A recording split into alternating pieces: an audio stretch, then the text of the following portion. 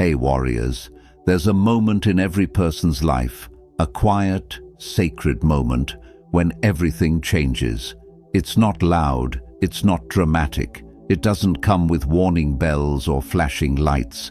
It's the moment you stop looking at the door, waiting for someone to walk through it and fix everything. It's the moment you stop checking your phone, hoping for the message that will make it all better. It's the moment you realize, deeply, painfully, beautifully, that no one is coming to save you. And in that moment, something breaks, but something else awakens. Epictetus once said, "No man is free who is not master of himself."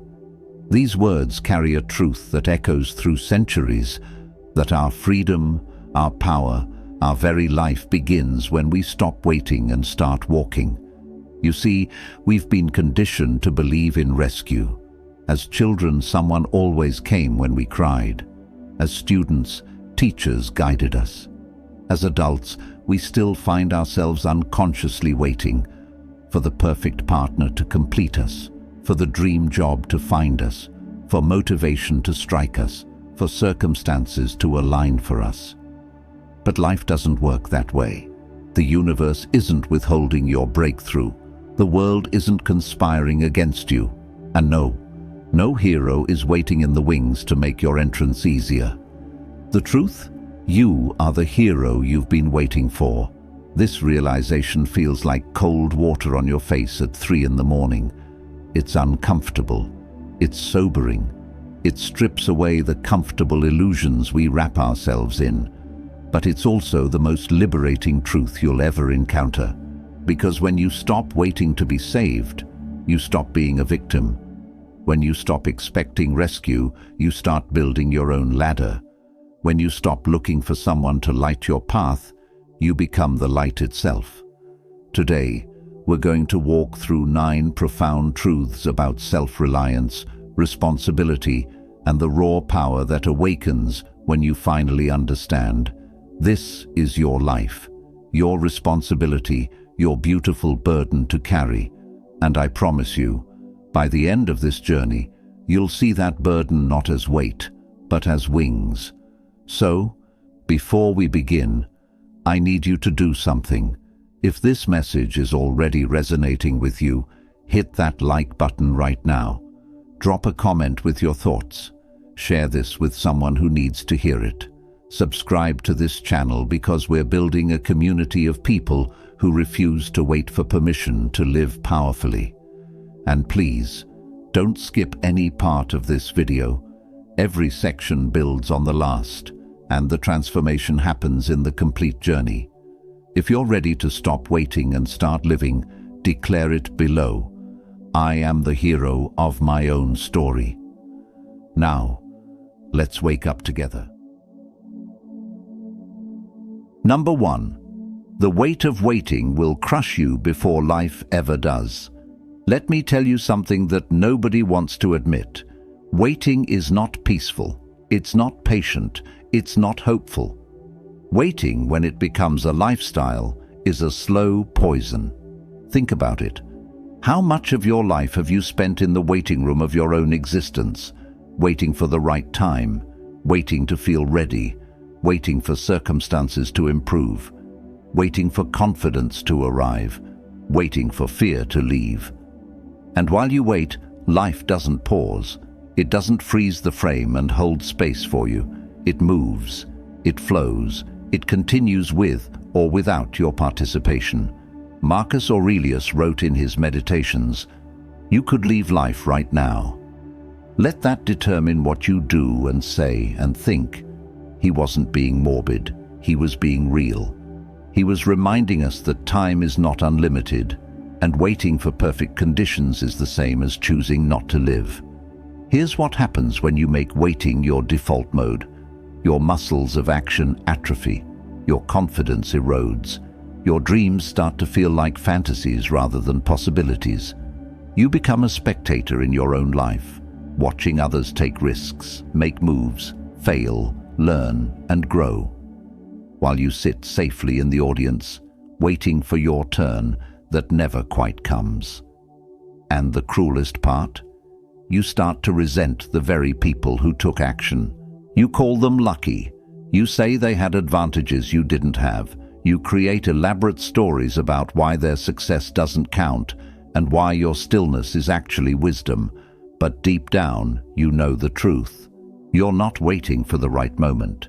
You're hiding from the uncomfortable truth that the right moment is always now, and now is terrifying because it demands something from you. Let me be clear.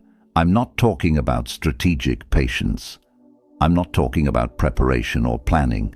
Those are active processes. They involve learning, growing, building skills, gathering resources. I'm talking about passive waiting, the kind where you're not doing anything except hoping the universe will rearrange itself to suit your comfort level. That kind of waiting will crush you. It'll crush you because every day you wait, you're choosing to believe that you're not enough as you are right now. Every day you wait, you're telling yourself that you need permission from circumstances, from other people, from some cosmic green light before you can start. And that belief, that quiet, insidious belief that you need to be saved, will hollow you out from the inside. Here's what changes everything. Understanding that readiness is not a feeling that descends upon you. It's a decision you make despite the feelings. You don't wait to feel brave before you act bravely. You act bravely, and the feeling follows. You don't wait to feel confident before you take the step. You take the step, and confidence builds with each one. The people you admire, the ones who seem to have it all figured out. They didn't wait to feel ready. They didn't wait for certainty. They decided that the discomfort of action was preferable to the slow death of endless waiting. They realized that the weight of waiting, the anxiety of what if, the regret of if only, the burden of postponed dreams, that weight is far heavier than the temporary discomfort of taking imperfect action. So, ask yourself right now, what am I waiting for? Is it money? You can start small. Is it time? You can find 15 minutes. Is it knowledge? You can learn while you do. Is it permission? You can give it to yourself. Is it confidence? You can act without it and build it through action. There is no cavalry coming. There is no perfect moment arriving. There is only you, right now, with whatever you have, in whatever circumstances you're in. And that's not a tragedy. That's your liberation. Because the moment you stop waiting to be saved is the moment you discover you never needed saving in the first place. You needed activation. You needed to give yourself permission to be imperfect, to be scared, to be uncertain, and to move anyway. The weight of waiting will crush you before life ever does. But the lightness of action, even small action, will lift you before success ever does. Let me hear your commitment. Type this in the comments. I choose action over endless waiting. Number 2, your pain is not a punishment, it's a promotion. Here's a hard truth that will change everything once you accept it. Nobody is coming to remove your pain. Nobody is coming to erase your struggles. Nobody is coming to make your life easier. And here's the part that might shock you. That's actually good news. Because pain is not what you think it is. We've been taught to see pain as evidence that something is wrong. We've been conditioned to believe that suffering means we're off track, that struggle means we're failing, that difficulty is a sign we should give up or wait for rescue. Stoics understood that pain is not punishment, it's preparation. Seneca wrote, "Difficulties strengthen the mind, as labor does the body." He wasn't speaking theoretically. This was a man who faced exile, loss, betrayal, and ultimately death by forced suicide. He knew pain intimately, and he discovered that it wasn't destroying him, it was forging him. Think about every person you deeply respect, every person whose character you admire, every person who radiates genuine strength and wisdom. Now think about their story. What do you find? You don't find ease. You don't find comfort. You don't find a smooth path with no obstacles. You find pain they didn't run from. You find struggles they faced head-on. You find moments when they had every reason to quit, to wait for rescue, to blame circumstances. But they chose differently. They chose to see their pain not as evidence of their weakness, but as an invitation to discover their strength. Here's what happens when you stop waiting for someone to save you from your pain.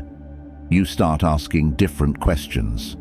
Instead of, "Why is this happening to me?" you ask, "What is this teaching me?" Instead of, "When will this end?" you ask, "Who am I becoming through this?" Instead of, "Who can fix this for me?" you ask, "What can I do right now?" These questions transform everything because they shift you from victim to participant, from passenger to driver, from someone life happens to, into someone who happens to life. Let me be honest with you. Right now, you're probably facing something difficult. Maybe it's financial stress. Maybe it's a relationship that's falling apart. Maybe it's a career that's stalled. Maybe it's a health challenge. Maybe it's loneliness. Maybe it's the crushing weight of feeling like you've wasted time and it's too late to change. And you might be looking around, hoping someone will notice, hoping someone will step in, hoping circumstances will shift, hoping the universe will finally cut you a break. But what if the universe is cutting you a break right now and it just doesn't look the way you expected? What if this pain is not a punishment but a promotion? What if you're not being held back but pushed forward? What if this difficulty is not evidence that you're on the wrong path, but confirmation that you're on the exact path that will make you into who you need to become?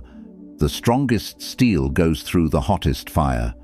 The most beautiful diamonds endure the most intense pressure. The deepest wisdom comes from the hardest lessons. And you are being forged right now. Not because you're cursed, not because you're unlucky, not because someone failed to save you, but because life trusts you with this. Because your soul called for growth, and growth requires resistance. Because the person you're meant to become can only emerge through the fire you're currently in. Here's the practical truth. You can't control what happens to you. You can't control the pain that arrives. You can't control the struggles that show up uninvited. But you can control what you do with it. You can let it embitter you or let it better you. You can let it close your heart or break it open. You can let it make you cynical or make you compassionate. You can let it convince you that you're a victim or reveal to you that you're a warrior. The choice is yours, not someone else's. Yours. And nobody can make that choice for you. No rescuer can swoop in and choose on your behalf how you respond to your pain. This is your power. This is your freedom. This is the awakening that happens when you realize no one's coming to save you. You stop waiting for the pain to end, and you start using it. You stop hoping for easier circumstances, and you start building stronger character. You stop looking for someone to carry you through the fire, and you walk through it yourself, knowing that what you'll find on the other side is not just relief, but transformation. Your pain is not random. It's not meaningless. It's not evidence that you've been abandoned. It's your promotion. It's your invitation. It's your opportunity to become someone you could never have become in comfort. So, stop waiting for rescue from your struggles. Stop hoping someone will make it easier. Stop looking for the exit door. Instead, look for the lesson. Look for the strength you're building. Look for the person you're becoming.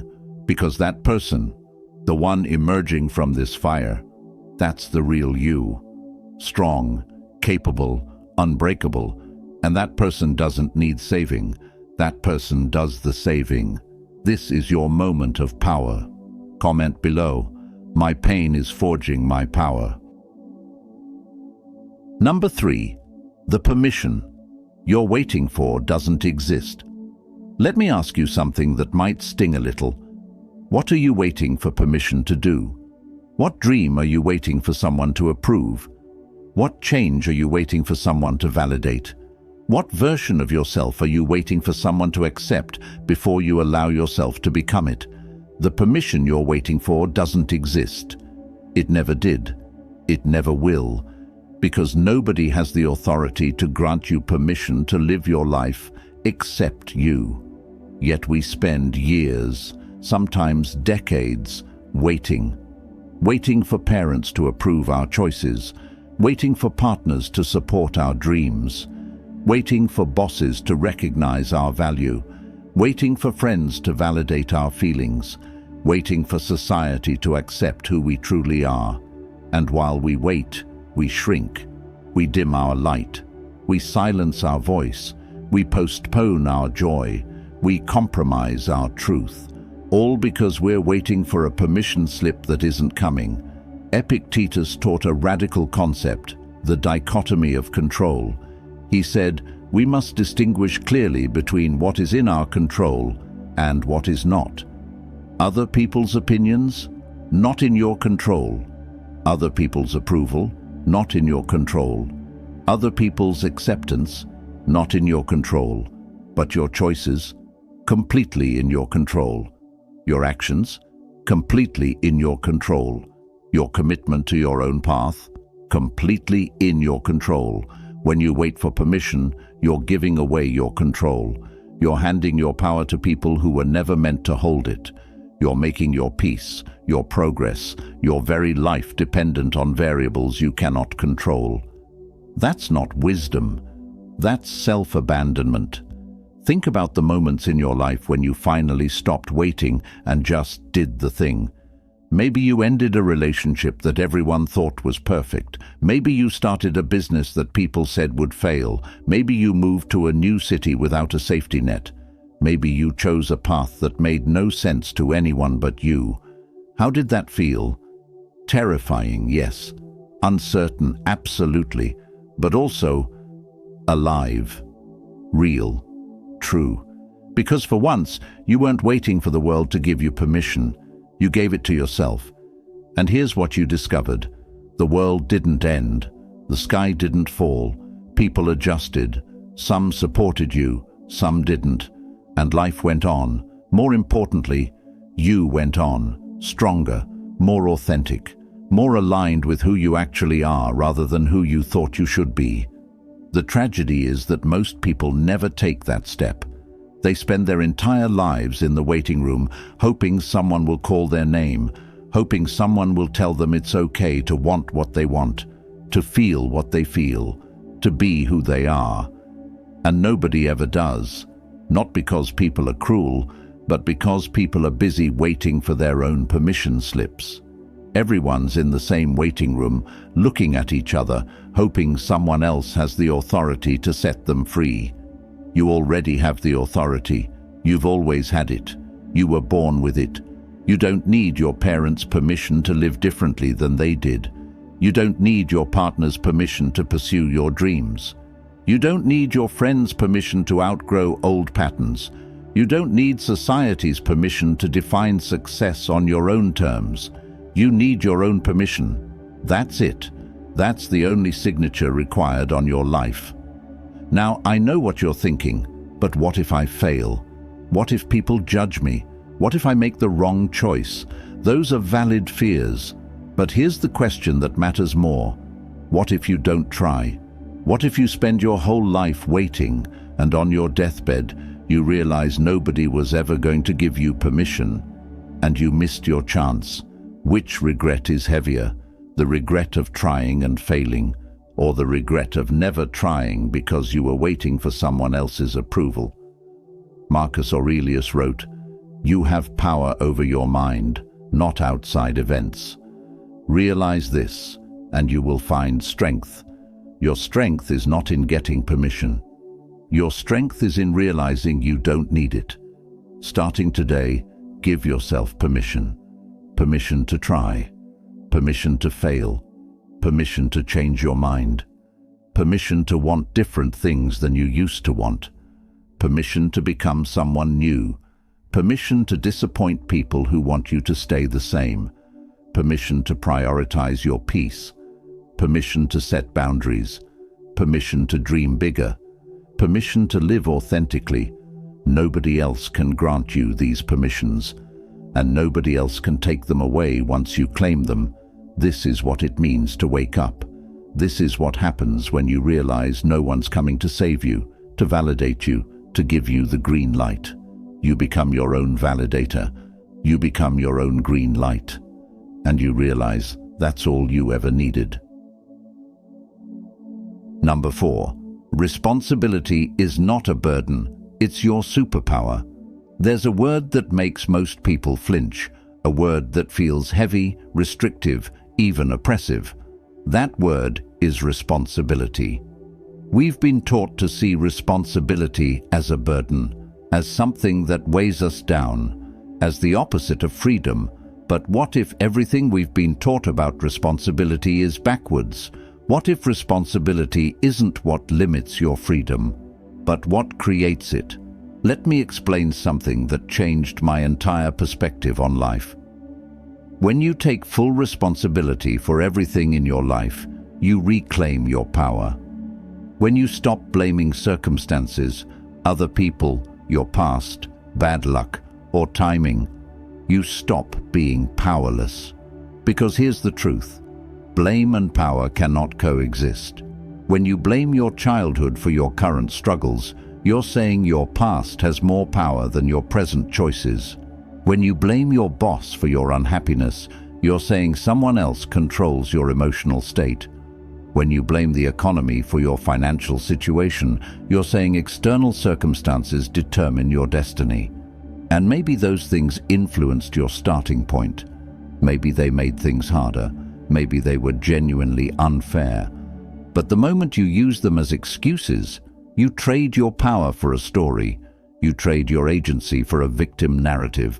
You trade your potential for the comfort of not having to try. The ancient Stoics had a powerful concept they called amor fati, love of fate, not passive acceptance, not resignation, but the active choice to take ownership of everything that happens and transform it into fuel for growth. Epictetus, who himself was born into slavery and lived with a permanent physical disability, taught, "It's not what happens to you, but how you react to it that matters." Think about that. A man who had every reason to blame his circumstances for his limitations chose instead to take full responsibility for his responses. And in doing so, he became one of the most influential philosophers in human history. He didn't wait for someone to free him from slavery to start thinking freely. He didn't wait for his circumstances to improve to start improving himself. He understood that responsibility was not his burden. It was his liberation. Here's what happens in your life when you embrace total responsibility. Everything changes. That job you hate. When you take responsibility, you stop waiting for it to magically get better, and you either improve your situation there or create an exit plan. That relationship that drains you. When you take responsibility, you stop hoping they'll change, and you either set clear boundaries or make difficult decisions. That body you're unhappy with. When you take responsibility, you stop blaming your genetics or your schedule, and you start making different choices today. Responsibility means, if it's going to change, I have to change it. Not someday. Not when circumstances improve. Not when someone helps me. Now. With what I have. Where I am. And yes, that's uncomfortable. Yes, that's scary. Yes, that means you can't hide behind excuses anymore. But it also means something incredible. You're not powerless. You're not stuck. You're not at the mercy of forces beyond your control. You're the force. Let me be clear about something. Taking responsibility doesn't mean pretending you're responsible for things that genuinely weren't your fault. You're not responsible for how others treated you. You're not responsible for circumstances you were born into. You're not responsible for random bad luck. But you are responsible for what you do next. You're responsible for whether you let those experiences define you or refine you. You're responsible for whether you stay stuck in what happened or move toward what's possible. You're responsible for the meaning you assign to your experiences and the actions you take because of them. This is your superpower. When you own your life completely, the good, the bad, the fair, the unfair, you become unstoppable. Not because life gets easier, but because you stop waiting for it to. You stop looking around for who to blame and start looking forward at what to build. You stop asking, "Why me?" and start asking, "What now?" You stop waiting for conditions to be perfect and start creating results in imperfect conditions. Think about the most empowered moments of your life, the times when you felt strongest, most alive, most capable.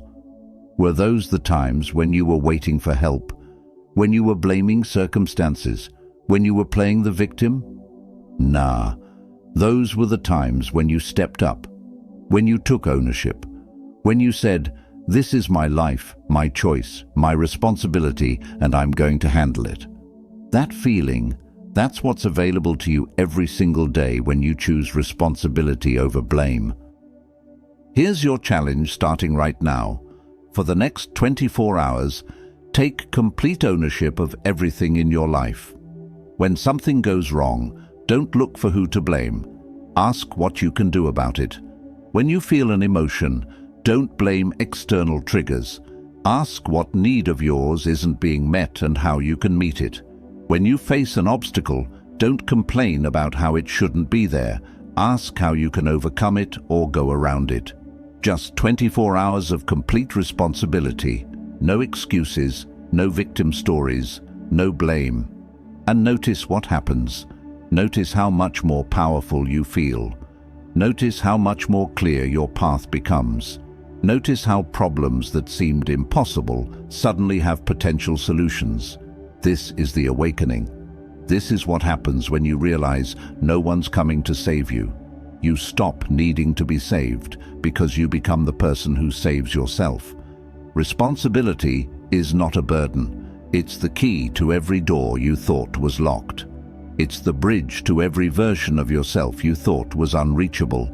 It's not what holds you back. It's what sets you free. Claim your life back. Drop this affirmation. I own my life completely. Number 5. Your growth happens in the space where comfort used to be. Here's something nobody wants to hear, but everyone needs to understand. Comfort is not your friend. I know that sounds harsh. We're living in a world that worships comfort. We're told to find our comfort zone and stay there. We're encouraged to avoid stress, eliminate struggle, and make everything as easy as possible. But here's what they don't tell you. Every single thing worth having in your life exists outside your comfort zone. Every skill you're proud of. You were uncomfortable while learning it. Every relationship that matters. It required uncomfortable vulnerability. Every achievement you value. It demanded uncomfortable effort. Every version of yourself that you respect. It emerged through uncomfortable growth. Comfort doesn't build anything. It maintains. It preserves. It keeps you exactly where you are. And if you're waiting for someone to come and save you, what you're really waiting for is someone to make growth comfortable, someone to make change easy, someone to make transformation painless. That person doesn't exist. That process doesn't exist, because growth, by definition, happens in the space where comfort used to be. Marcus Aurelius wrote, "The impediment to action advances action. What stands in the way becomes the way." Think about what he's saying. The very thing that makes you uncomfortable, that's not blocking your path. That is your path. The difficult conversation you're avoiding, that's where your confidence grows. The challenging project you're scared to start, that's where your competence expands.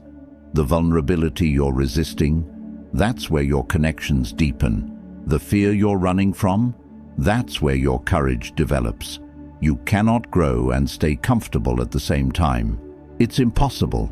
They're opposite forces. And here's the trap most people fall into. They wait for growth to feel comfortable before they pursue it.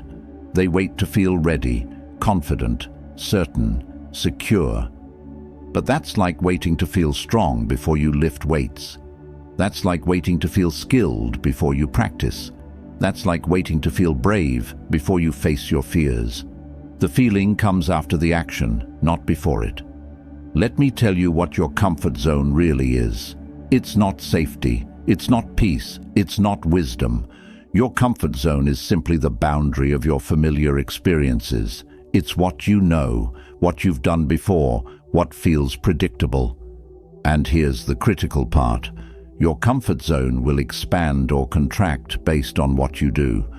If you keep choosing comfort, it shrinks. You become less capable, not more.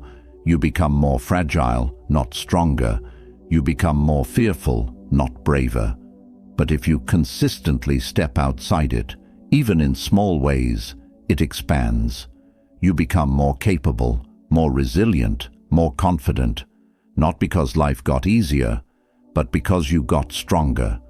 Think about someone you know who seems unshakable, someone who handles stress with grace, someone who faces challenges without falling apart, someone who adapts to change instead of resisting it.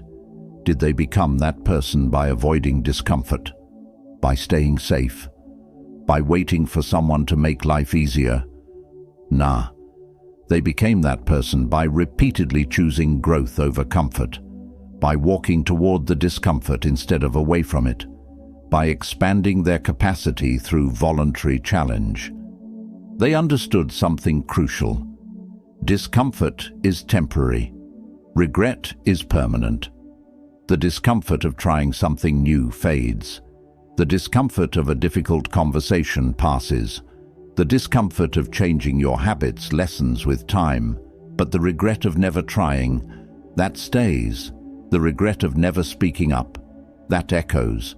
The regret of staying small when you could have grown, that haunts you. Here's what changes when you stop waiting for someone to save you from discomfort. You start choosing it intentionally. You stop seeing discomfort as evidence that something's wrong and start seeing it as evidence that you're growing. You stop avoiding the hard things and start seeking them out, because you know that's where transformation lives. You have a hard conversation instead of hoping the problem disappears. You start the business instead of waiting for the perfect moment. You end the toxic relationship instead of hoping they change. You begin the workout program instead of waiting to feel motivated.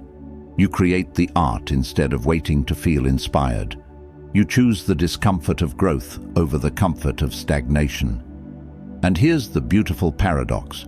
When you stop running from discomfort, it becomes less uncomfortable. When you stop resisting challenge, it becomes less challenging. Not because it changed, but because you did. Your capacity expanded. Your resilience deepened.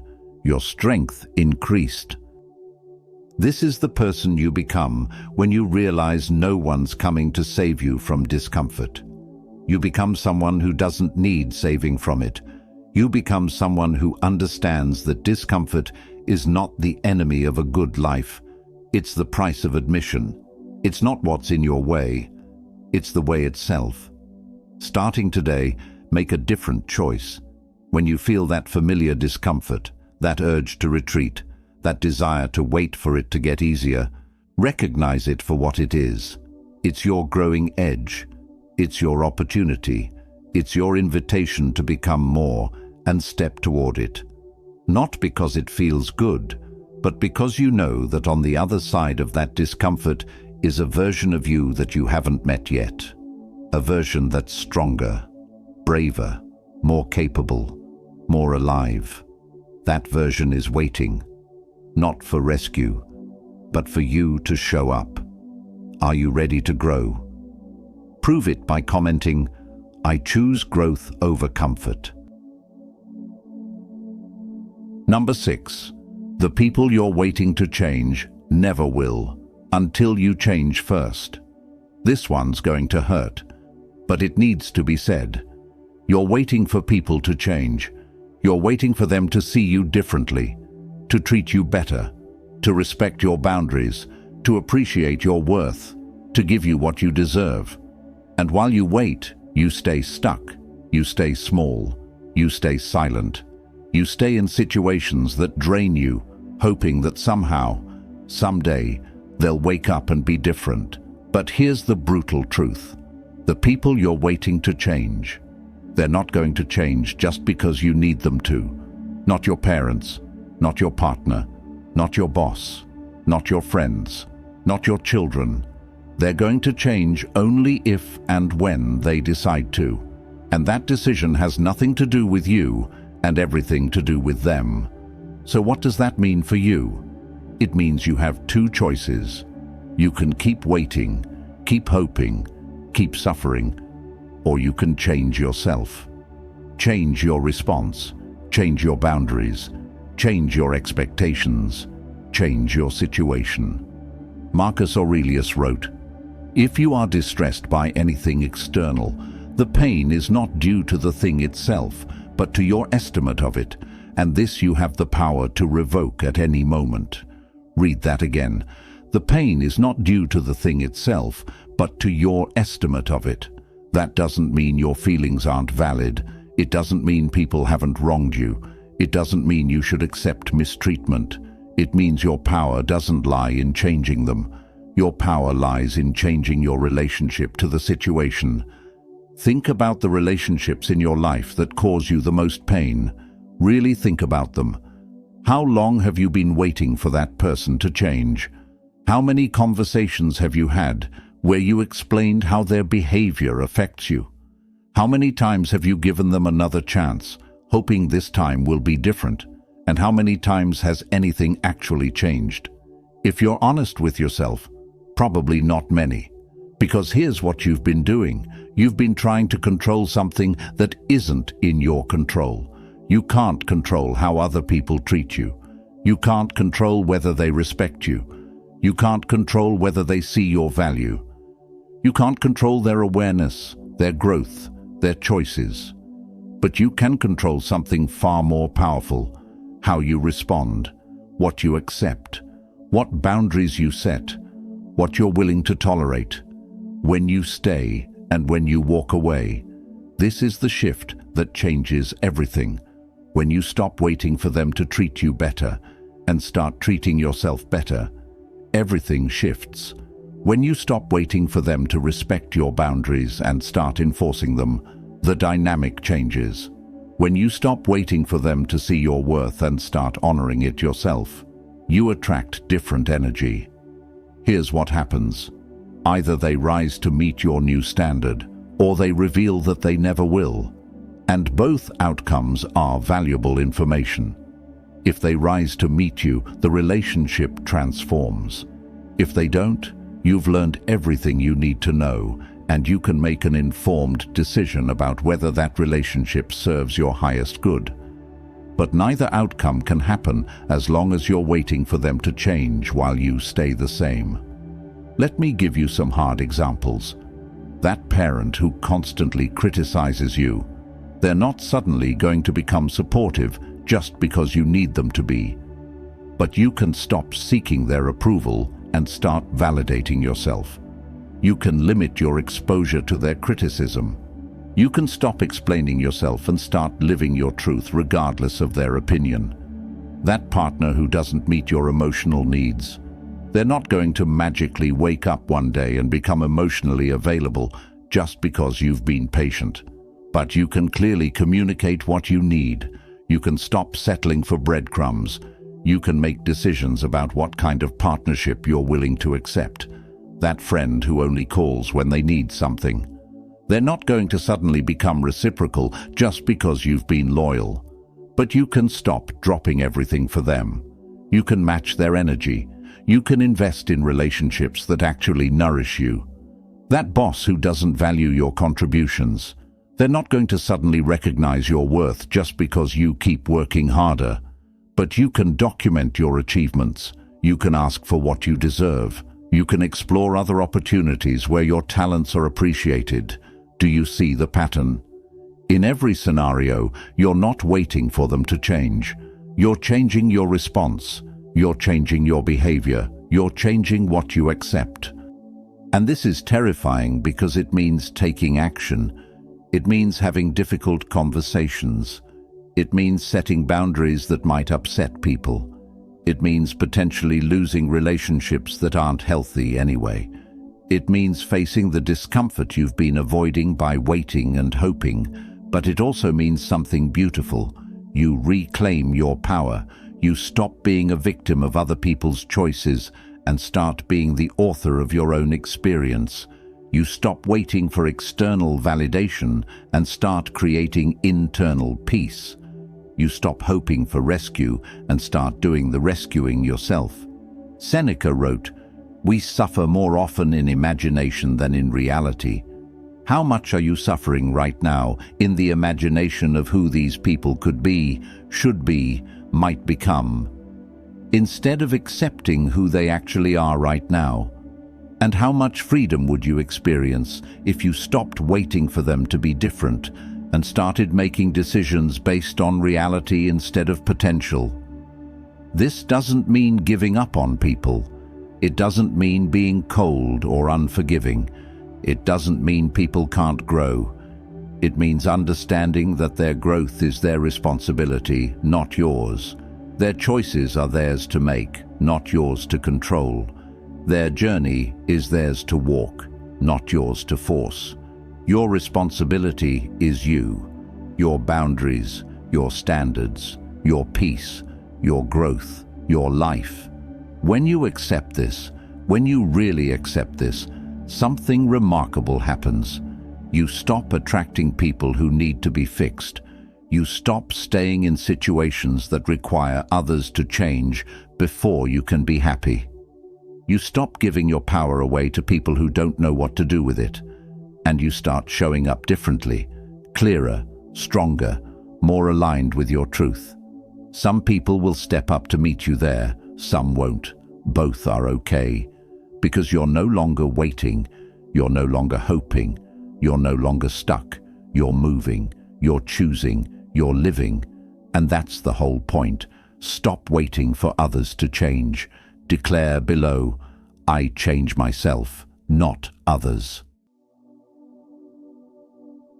Number 7. Waiting for certainty is choosing to stay paralyzed. Let me tell you about the most expensive word in the human language. When.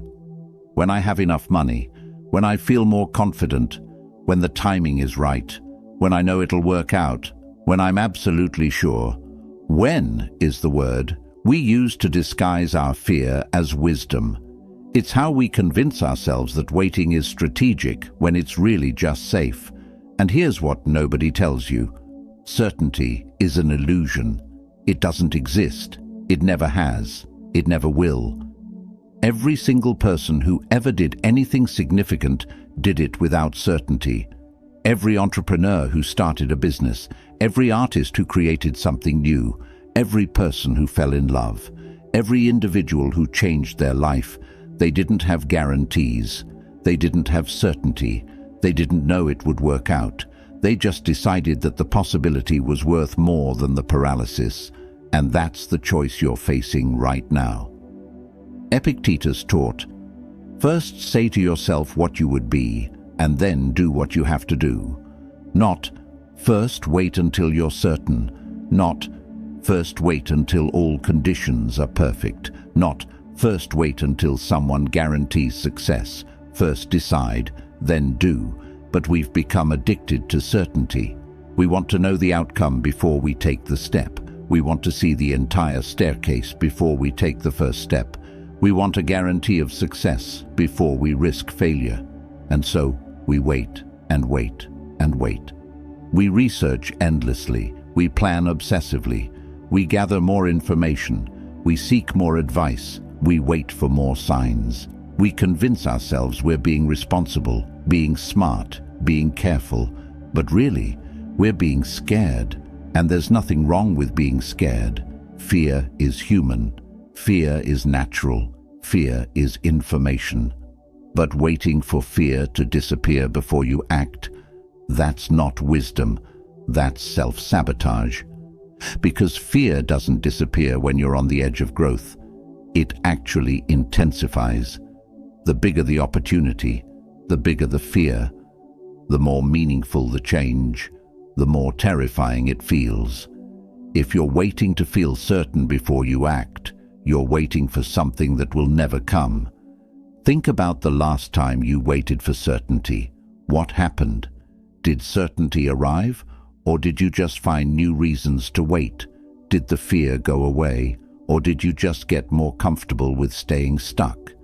Here's the pattern. When you wait for certainty, your mind doesn't use that time to build confidence. It uses that time to build a case for why you shouldn't try. It shows you all the ways it could go wrong. It reminds you of past failures. It compares you to people who are further ahead. It invents obstacles that don't even exist yet. Your mind, trying to protect you from discomfort, actually creates more suffering by keeping you paralyzed. Marcus Aurelius wrote, "You have power over your mind, not outside events." You can't control whether things will work out. You can't control all the variables. You can't eliminate all the risks, but you can control your decision to try anyway. You can control your willingness to start before you're ready. You can control your courage to act despite uncertainty. You can control your commitment to learn and adjust as you go. And here's the secret that changes everything. Certainty doesn't come before action. It comes through action. You don't become certain by thinking about it more. You become certain by doing it, learning from it, adjusting and continuing. Every expert was once a beginner who felt uncertain. Every successful person faced moments where they didn't know if it would work. Every person you admire took steps into the unknown. The difference between them and people who stay stuck isn't that they had more certainty. It's that they acted despite having less. They understood that waiting for perfect conditions means never starting.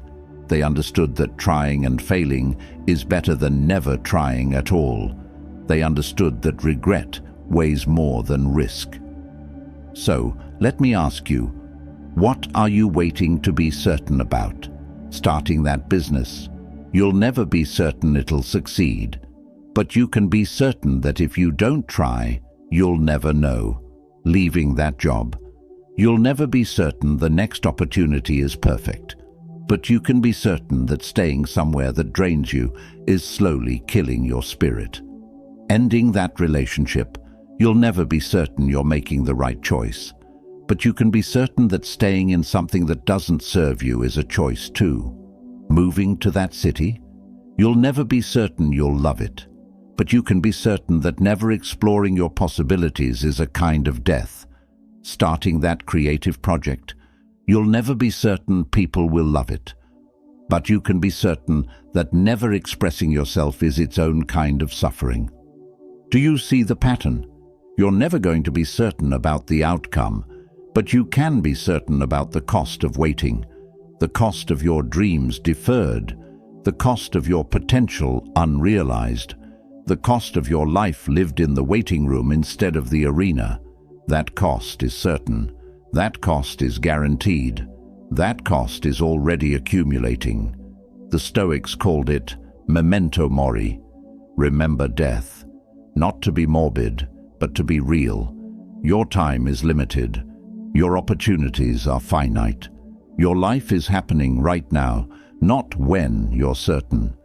Every day you wait for certainty is a day you're choosing paralysis over possibility. A day you're choosing fear over freedom. A day you're choosing the illusion of safety over the reality of living. Starting today, make a different choice. Act with uncertainty. Move with doubt. Start before you're ready. Not recklessly, not carelessly, but courageously. Take the step. Have the conversation. Make the decision. Start the thing. And then, instead of waiting for certainty, build it through action. Learn as you go. Adjust as needed. Trust yourself to handle whatever comes. Because here's the ultimate truth. You can't control the outcome, but you can trust yourself to handle it. And that's the only certainty you ever needed. Take the leap with me. Write this commitment. I act despite uncertainty. Number 8. Your past doesn't define you, your response to it does. There's a story you've been telling yourself, a story about who you are based on what happened to you. Maybe it's a story about trauma, about loss, about rejection, about failure, about how you were treated, about what you didn't get, about doors that closed, about people who left, about chances you missed. And that story has become your identity. It's become the reason why you can't, why you're stuck, why things are the way they are, why you're waiting for someone to come and rewrite it for you. But here's the truth you need to hear. Your past is a fact, but it doesn't have to be your future. What happened to you is real. The pain is valid. The injustice is acknowledged. The difficulty is recognized. But none of it defines what you do next. None of it controls who you become unless you let it. Marcus Aurelius wrote, "Our life is what our thoughts make it. Not what our circumstances make it. Not what our past makes it. Not what other people make it. What our thoughts make it." And right now, your thoughts might be trapped in the past. Trapped in what was done to you. Trapped in who you were. Trapped in how things went wrong. And as long as your thoughts stay there, you stay there. But the moment you shift your focus from what happened to you to what you're going to do about it, everything changes. Let me be clear. I'm not telling you to pretend the past didn't happen. I'm not telling you to minimize your pain. I'm not telling you that your experiences don't matter. I'm telling you that your past is not your prison unless you choose to stay locked in it. Think about every person who has overcome something difficult, every person who rose from poverty, every person who healed from abuse, every person who rebuilt after loss, every person who succeeded after failure. They all had a past. They all had pain. They all had reasons to stay stuck, to stay bitter, to stay waiting for someone to come fix what was broken. But they made a different choice. They chose to let their past be a chapter, not the whole book. They chose to let it be part of their story, not the ending of it. They chose to let it inform them without defining them. And that choice, that's your power. Seneca wrote, "He suffers more than necessary, who suffers before it is necessary." How much are you suffering right now because you're still living in past pain? How much energy are you spending replaying old scenes, rehearsing old wounds, reinforcing old narratives? And what could you create if you redirected that energy toward building something new? Here's what nobody tells you about the past. It only has the power you give it. Yes, it shaped you. Yes, it influenced you. Yes, it left marks. But those marks don't have to be scars that limit you. They can be proof that you survived. Evidence that you're stronger than what tried to break you. The same past can create two completely different futures depending on how you interpret it. One person experiences rejection and decides they're unlovable. Another experiences rejection and decides they haven't found their people yet. One person experiences failure and decides they're incapable. Another experiences failure and decides they're learning. One person experiences trauma and decides they're broken. Another experiences trauma and decides they're being rebuilt into something stronger. Same past, different interpretation, different future. Your interpretation is your choice, and nobody can make that choice for you. Nobody can come and save you from your past. Nobody can rewrite what happened, but you can rewrite what it means. You can decide that your difficult childhood made you resilient instead of damaged. You can decide that your failures taught you wisdom instead of proving your inadequacy. You can decide that your losses opened space for something new instead of just taking something away. You can decide that everything you've been through wasn't happening to you. It was happening for you. Not because it was fair, not because it was right, not because it didn't hurt, but because you're choosing to use it as fuel instead of letting it be an anchor. Here's the practical truth. You can't change your past. You spent zero control over what happened back then, but you have complete control over what you do with it now. You can let it be your excuse or your education, your limitation or your launch pad, your reason to quit or your reason to fight harder. Right now, today, you get to decide, am I going to keep waiting for someone to undo what was done? Am I going to keep hoping for an apology that might never come? Am I going to keep living as if my past has more power than my present? Or am I going to accept what happened, grieve what needs to be grieved, learn what needs to be learned, and then step into the future I'm capable of creating? Because here's what happens when you finally release the past. You become available for the present. You become available for growth. You become available for joy. You become available for opportunities that couldn't reach you while you were turned around, staring at what used to be. Epictetus taught, it's not what happens to you, but how you react to it that matters. Your past happened. That's done. That's complete. That chapter is written. But your reaction to it? That's happening right now. That's ongoing. That's where your power lives. Are you reacting by staying stuck? By building walls? By pushing away anything good because you're afraid it'll hurt like before? Or are you reacting by healing? By growing? By becoming someone who not only survived but transformed? The choice is yours, not your parents' choice, not your ex's choice, not your former boss's choice, not society's choice, yours. And when you realize that no one is coming to save you from your past, you realize something liberating. You don't need saving from it. You need to stop using it as a reason to stay small. Your past doesn't define you. Your resilience does. Your courage does. Your choice to keep going despite everything does. So stop waiting for your past to change. It won't. Stop waiting for someone to come and erase it. They can't. Instead, change your relationship with it. Use it. Learn from it. Let it make you wiser, stronger, deeper, more compassionate. And then, let it go. Not because it didn't matter, but because what you do next matters more. Number 9. The life you want starts the moment you stop waiting. We've walked a long road together through this message. We've examined the weight of waiting, the power of responsibility, the necessity of discomfort, and the freedom that comes from releasing the illusion that someone is coming to save you. And now we arrive at the most important moment, the moment you decide. Because everything we've talked about means nothing if it stays as information. It has to become transformation. It has to move from understanding to action. And that action starts with one simple, powerful decision. I'm done waiting. Done waiting for perfect conditions. Done waiting for certainty. Done waiting for permission. Done waiting for someone to validate me, fix me, complete me, or save me. Done waiting for my life to start. The Stoic philosopher Seneca wrote something that should shake every person awake. It is not that we have a short time to live, but that we waste a lot of it. Read that again. We waste a lot of it.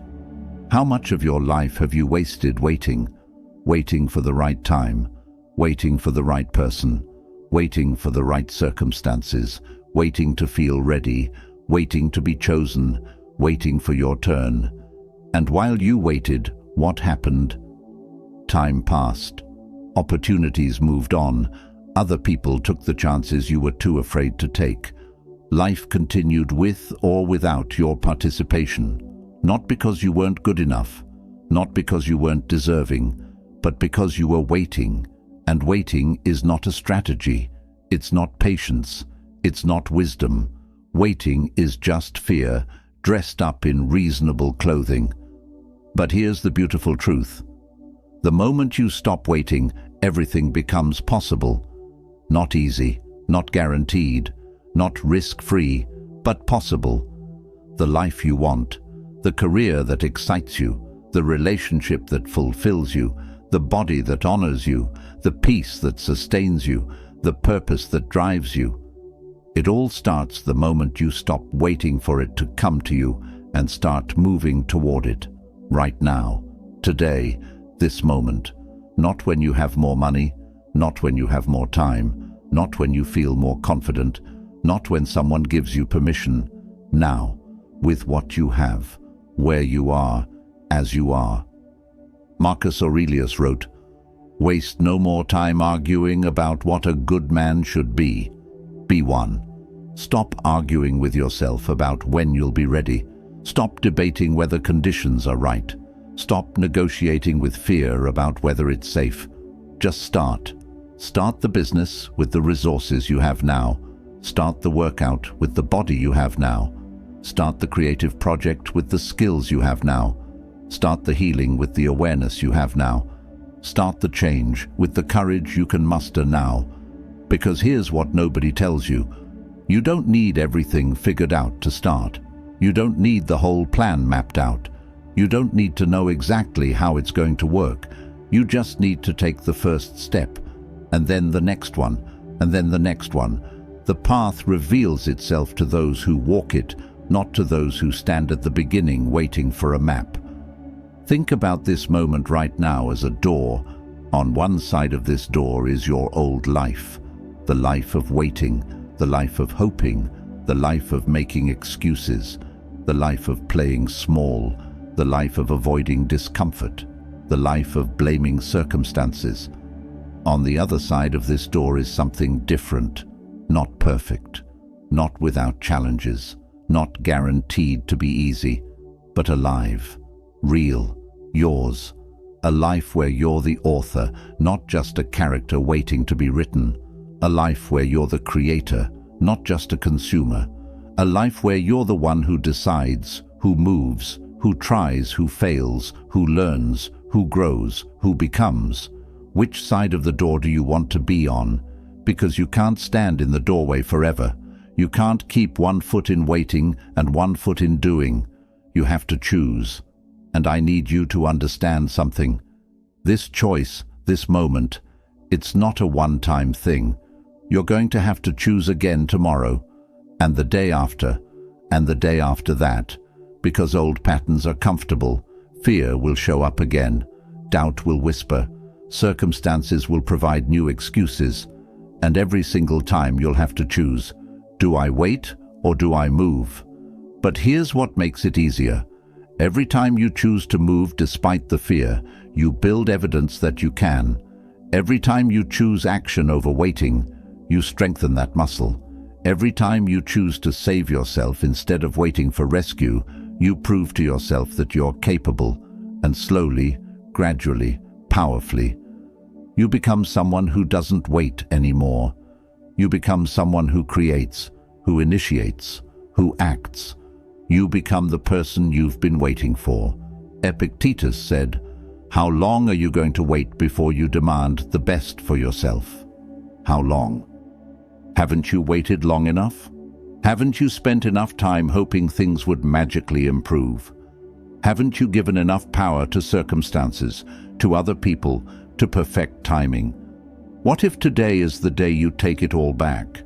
What if today is the day you decide that your life is too precious to waste waiting, that your dreams are too important to keep postponing, that your potential is too valuable to leave unexpressed? What if today is the day you realize that no one is coming, and that's exactly what needed to happen for you to finally step into your power?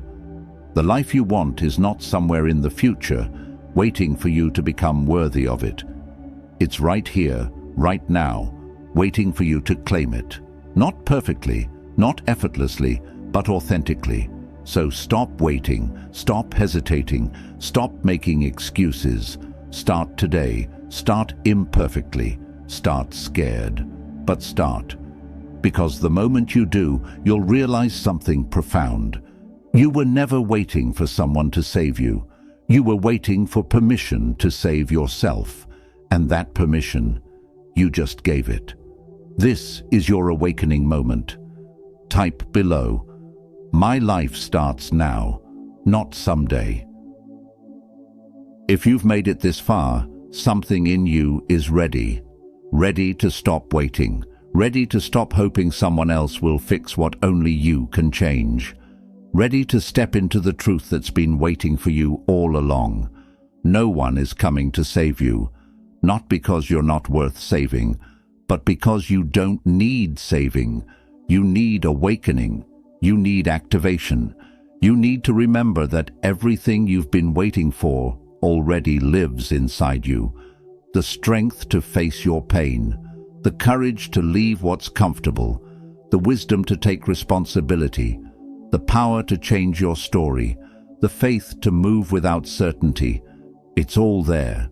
It's always been there. You were just waiting for permission to use it. Consider this your permission slip. Consider this your wake-up call. Consider this the moment everything changes, not because your circumstances changed, but because you did. You stopped waiting and started walking. You stopped hoping and started doing. You stopped wishing for rescue and started becoming the hero of your own story. This is your life. Your one, beautiful, finite, precious life. And it's happening right now, not someday, not when everything's perfect, not when you're finally ready, now.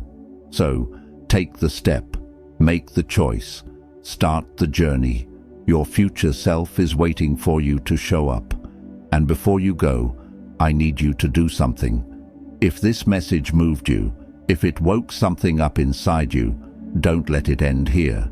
Hit that like button. Share this with someone who needs to hear it. Drop your thoughts in the comments. Subscribe to this channel so we can continue this journey together. Because we're building something here. A community of people who refuse to wait, who refuse to play small, who refuse to let fear write their story, and we need you in it. If this message changed something in you, let the world know. Comment, "I am awake and I am ready. Now go. Stop waiting. Start living. Your life is calling."